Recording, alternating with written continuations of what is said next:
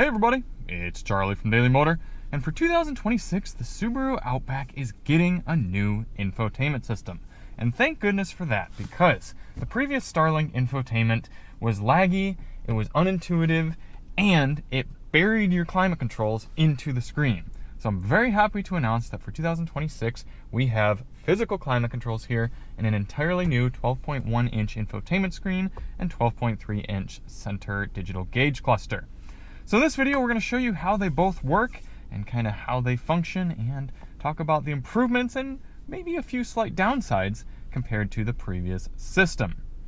Now, if you do want to see more on the new Outback, check the link below. We've got our full pros and cons review. We also have a fuel economy test and a dedicated review of the Harman Kardon audio system in here in this touring model. And also, if you recently got yourself a new Outback, I highly recommend take time and learn your car. Stay in your driveway or parking garage, somewhere safe. Park, idle, get familiar with the car. You're going to enjoy it that much more.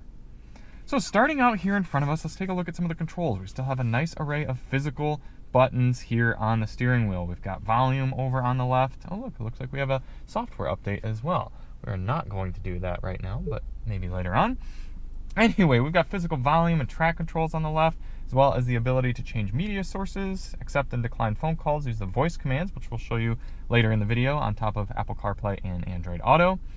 You've got right here the ability to change through the screens in front of us. We'll show you that more here in a moment. And reset the trip computer. That used to be up here on a little separate button. So if you're getting out of an older Outback, know that that is right there now. And over on the right side, it's all cruise control and then X mode selections as well if you're doing some off-roading. Then way over on the left, we have the ability to open up the power liftgate and change the brightness of the screen. It's cool that that's still a physical control here in 2026. And then way over on the left side, we've got two memory seat options here in this touring model. That's nice to have. So looking at the screen here in front of us, we have a number of different layouts you can choose from, and you control everything from right here on the left side of the steering wheel. So first off, if you're in this gauge cluster display here, you can press this button on the left and then cycle through some different screens. So this one, less gaugey, and a navigation right there in the middle. You can click through and then get the simpler screen. Click through one more time and get an even simpler screen that's showing you some of the active safety functionality, and then back here to the gauges. Now in this round gauge screen, as well as the next one, you can customize the information you see on the left side. But other than that customized info, you're always going to see that tachometer on the left, speedometer on the right with digital speed and the speed limit. Up on the top, we've got outside temperature and a clock. Down at the bottom, we have information about the engine and the eyesight. You've got a coolant temp. In the middle, you have your odometer and trip meter, your gear selection, and then over on the right, fuel and distance to empty. Let's start cycling through the screens here. So there's a no screen option, a little bit simpler, and then you go down and you get average fuel economy for that trip. And again, you can cycle through trip A and trip B using that trip reset button on the left side of the steering wheel. Continuing down, we have live fuel economy readout. Continuing down, distance and time since starting the vehicle. Tire pressures, media that's being played, and that is it. On the right, you always have that screen that's not changing. And if you want to reset your trip meter, you hold down the trip reset button and that'll reset the one that you're on. Overall, I like the amount of information that they're giving you here, and I like the screen layouts. The only slight complaint for me is that the round steering wheel blocks the rectangular screen in front of us here when I have it lower down, because I like to drive kind of like this and then I'm getting information cut off. So that's a bit counterintuitive, but overall, decent gauge cluster. Now moving into the center display here. It's built nicely into the dash, but it is fairly far away since it's flush with the controls here, or the gauge cluster screen. So if I'm sitting comfortably driving the car, I have to lean significantly away in order to adjust the screen. However, I do appreciate they put this nice ledge here. That's very helpful, because if you're driving along, you don't want your arm just free floating in order to press things on the screen. You want a place to rest a few of your fingers and then click with your other fingers. It stabilizes, makes the screen much easier to use. But other than the screen, we've got volume control here on the left, no physical track controls. Coming down, we have all these physical climate controls right here, everything you could want outside of, do we have a sync button? Yes, it's right in between here in the dual zone climate. So not only the physical controls for the climate, but also heated and ventilated seat controls. Love having that physically right there. I was just in the Crosstrek last week, and I went to move the car around my driveway, and I got in, and the air was blasting, but I couldn't turn the airspeed down because I had to wait for the infotainment screen to come up and then press agree and then turn it down. So it's nice to have physical controls back here. Then below, you've got a USB-A and a USB-C port, wireless charger, the shifter, auto stop-start disabling, camera view button, traction control defeat, auto vehicle hold button, and your parking brake. And then right down here, a 12-volt outlet. Coming right here into the center screen, this is sort of your home screen. You've got a big home button that always brings you back here. You can swipe to the left and get a little bit of a calm screen that gives you time and temperature outside and date. And then you can swipe to the right and see all of the applications on the system. Now already right away you can see much quicker response than the old system and much faster refresh rate, so it looks a lot smoother and responds better. You've got this sort of persistent menu on the left that quick toggles you to maps, media, phone projection, settings, and then a profile button. You can set up a profile and then have information saved from Subaru to Subaru or from driver to driver if you share this car with somebody in your household. Let's get into the navigation. This is still a TomTom based navigation system. You can pinch and zoom, you can move around. I kind of like just using it as a map because typically if I'm doing navigation, I'm using phone projection, but it's nice to have such a responsive map built into the car. Continuing down, we've got media, and you can see all of our media sources being shown on the left: FM, AM, Sirius XM, Apple CarPlay and Android Auto, Bluetooth, and USB. We do have support for HD radio and wired and wireless, just wireless Apple CarPlay and Android Auto. You can plug in, but it'll still enable your Bluetooth for audio streaming. Let's take a look at how Sirius XM looks here. There you can see all your channels up. Now, this is something I have oftentimes with this car, reached down here to turn volume down, and it's actually my climate control. So it is a bummer a bit that the volume control is way up there. But either way, you can see our different channels. If you want to go to something like NPR, then you could play pause, switch from channel to channel, save it, set alerts, etc. You can go to your different categories: music, sports, news, etc. And then you can come right back home and continue down into settings. And we're not going to go through every little nitty-gritty setting here in the car, but we're going to show you what's useful to know. You've got a sound screen giving you treble, mid-range, and bass adjustments. Oh, that is... There we go. Yep, equalizer and the balance and fader. Profiles, right here, this is how you're going to set up new driver profiles. Again, save things like media and climate control preferences. Eyesight and driving assistance. This car has a lot of driver assistance in it, including cameras that watch the driver, and if the driver's not paying attention, it will yell at you. So if you want to turn some of those off, you can do that here in the eyesight and driving assistance screen. Manage devices. We're going to use this later when we pair up our iPhone and our Android phone. You're going to do that to pair your phone. Under displays, you can turn the display off. Press and hold the volume knob to turn it back on, and then you can see entirely off. No ambient display there. Nice to have if you're driving at night and want fewer interruptions. Brightness and contrast for the screen. Okay, brightness dial control is being controlled right now by the physical one on the left that we saw earlier. Like to have that. Center screen, home screen settings. Okay, I guess you can... that's just totally... Center screen, home screen settings. You can adjust these tiles if there's something you use more or less frequently. Not a ton of apps, though, on this car. Instrument cluster, header options. Oh, you can change what you see in that instrument cluster. You can either have outside temperature and clock, compass and clock, or none. That's kind of cool. Display mode. Oh, you can manually switch through these displays as well from here. Route guidance alerts. Units, if you want to change between different units for your temperature, tire pressure, or measurements, you do that there. And for languages, we've got English, Spanish, and French. Under vehicle, you can have the vehicle automatically shut down if it's sitting there idling for more than 30 minutes. Distraction mitigation system. That's what I was telling you about earlier. You can turn that on or off so that it will or will not scold you if you're not paying attention. Lighting, you can have the vehicle's lights turn on as you walk up and stay on as you walk away. Automatic headlights, you can adjust the sensitivity, so if you're finding that the headlights are not turning on early enough in the daytime when it's getting night, you can adjust that sensitivity right there. Steering responsive headlights as well. Right now they swivel with you when you turn the steering wheel at night, and that's nice to have. I don't really know why you'd turn that off, but just in case you can.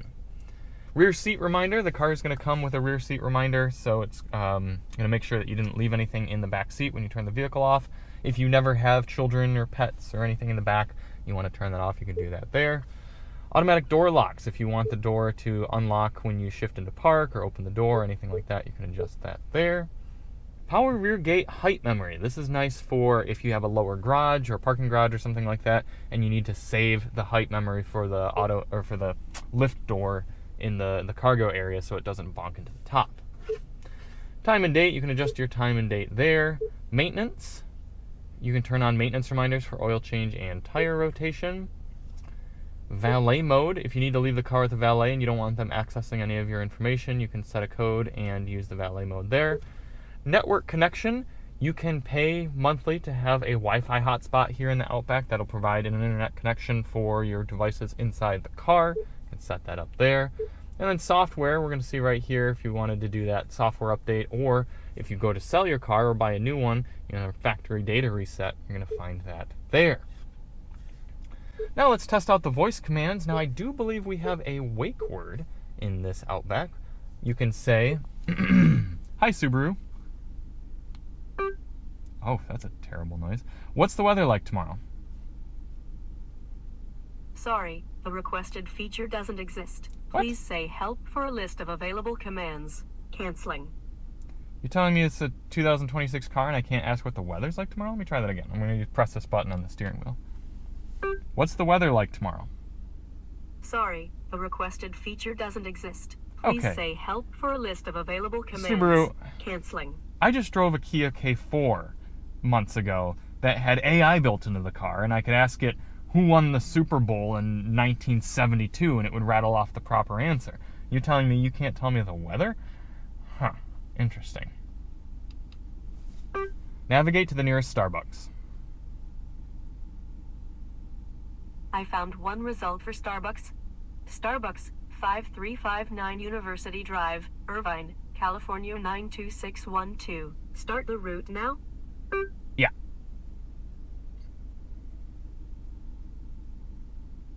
Can you say that again? Yes. Starting route.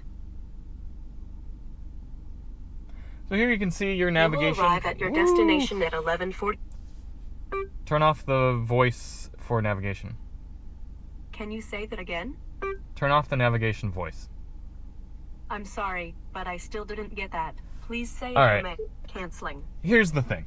It's 2026. You realize how smart phones are and how smart other cars are? You realize that there are Teslas that can drive you from your driveway to your place of work and you never have to touch the car once? This, to me, is unacceptable for a brand new car here that was entirely redesigned for 2026. What's the point of even having a voice command like that if it's going to be about as useful as a car from 20 years ago? That's just me. Maybe you find it useful, but I don't see anybody using this as opposed to just hooking up their phone wirelessly and using Siri or Google Assistant. So, sorry for the slight crash out there, but that's pretty disappointing. Speaking of phone projection, let's get right into it here. I'm going to show you how to pair up an iPhone, which means I need to disconnect mine because I currently have it paired. Let's go to Manage Devices, Charlie's iPhone, and is there not a Edit. There we go. Delete. Yes. So let's start off by showing you Android Auto. You can see as it comes up, you get the entire screen taken up by Android Auto, and it's this interesting format of Android Auto that I haven't seen before. So for example, if I bring up Amazon Music, you see this interesting horizontal split screen. I don't much care for this because look how, first of all, I'm getting no items for Amazon Music. That's not useful, but that's not really the car's fault, is it? Let's try with YouTube Music. All right, so yeah, you see how if I'm scrolling through stuff, I get such a minuscule scroll right here. You can barely see anything. And then again, the map's not very useful either. So I'm gonna check to see if I can change the layout here. That would be settings, maybe. Start mode, automatically, start music, phone's wallpaper, day-night mode, driver seat location, power saving mode, see more settings on the phone. Huh, yeah, interesting. So when it's full like this and you're using something full screen, it looks quite good. Like if we bring up maps full screen, it works great. Quick responsiveness, pinch and zoom, all set there. But definitely a strange layout this way. But again, if we play something from YouTube Music, let's hit the Super Mix, some corn, bring it home, then you've got your media playing here, your recent message or notification there, and then your nav. And then if you want to come home, you have to go to the app screen and hit Outback. Takes up the full screen. We'll see a little bit different setup here in Apple CarPlay. So, in order to pair up the iPhone, I've got my iPhone 13 here, and then I'm going to go to Settings, go to Bluetooth, and then I'm going to go on the car, go to Settings, Manage Devices, Add, Switch, because I already had a device paired, but you probably won't see that. And now I'm going to scroll down in the Bluetooth screen until I see Outback. I'm going to click that, and I'm going to hit Pair, Allow, Connect for CarPlay, and then Enable CarPlay on the car. Yeah, I'm going to set it as my favorite device. And then there we have it. We've got Apple CarPlay, but you can see it's tucked in smaller than Android Auto was. It doesn't look quite as good because it's still got this Subaru information on the side. But if you don't like it like that, and you're only ever going to use CarPlay, you can click this, and then that brings it full screen as well. CarPlay is getting the proper horizontal orientation that I would prefer here. So you got your Google Maps on the left. You can see moving around. Still don't have pinch and zoom. We got to figure out why we don't. Somebody told me with the new iOS I would have pinch to zoom, and I am fully updated. So maybe it's Apple Maps. Let's try Apple Maps and see if it's any different. Do I even have Apple Maps on my phone? I might have uninstalled it. Eesh. Okay. Let's bring up YouTube Music and hit my Super Mix, see what we're getting. Some Epica, and we go back home. Then you can see media playing on the right, navigation on the left. So they both work pretty well. Again, I prefer the layout of Apple CarPlay, but I think I prefer the functionality a little bit of Android Auto on this car. But they both work well, and thank goodness that they are wireless. And again, if you're in this setup, if you want to come home to the Subaru screen, you can click that, and you're back home. So there it is, the new Subaru infotainment system here in the Outback. I do very much prefer it over the old Starlink system. Some quirks that I don't particularly care for, but all in, it is definitely an improvement. However, if I were Subaru, I would entirely have ditched the voice commands, not even worth having them in the car. If they're going to be that basic and that unhelpful, then you might as well not have it whatsoever. In fact, I don't really blame the new car companies that are just not doing navigation in their car at all, because, again, you can just use your phone. But hopefully that was helpful for you. If you've got a new Outback, check the link below if you do want to see more on the car, and we'll see you on the next one. I'm Charlie from Daily Motor, and as always, drive on.